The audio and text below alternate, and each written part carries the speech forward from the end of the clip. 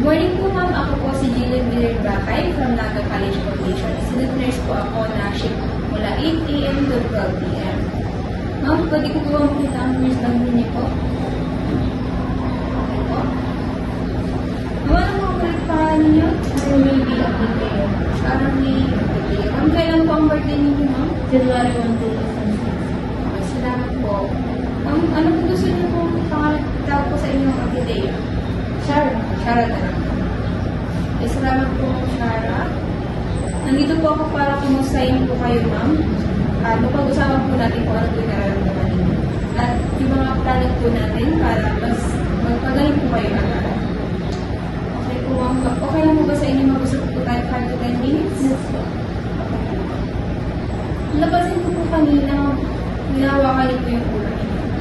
Ma'am, may masakit po ba yung ulo ninyo? Yes po. Ibig niyo po ba sabihin na nilala po kayo sa pagkika po? Hindi mo rin. Or sa ingay po? Sa ingay po, kaya sinasagot. Hindi. Sa sipon po.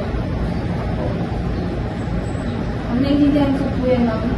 Less stress lang po kayo minsan. Oo. So ngayon po, ang goal po natin, ma'am, ay mapababa po ang blood pressure po ninyo at payagan po kayo ng doktor na mag-uwi. May tatanong po ako sa inyo, ma'am, na bukod po sa stress po ninyo, may po bang dahilan sa pagsakit po ng ulo ninyo? Wala naman. Pero sumakit yung ulo dahil may sipon. Nahirapan ka po makipag-usap po or sa paghinga niyo po, ma'am? Hindi. Halimbawa po, pag mahirapan po kayo sa makarinig po ba, may kasama po sa inyo? Wala na. Salamat po sa pagkasabi niya, ma'am. Para po makatulong, susubukan po natin ilapat sa inyong tawagan.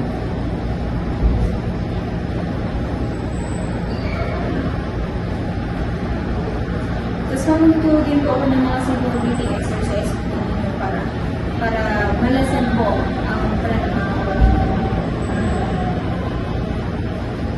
Okay.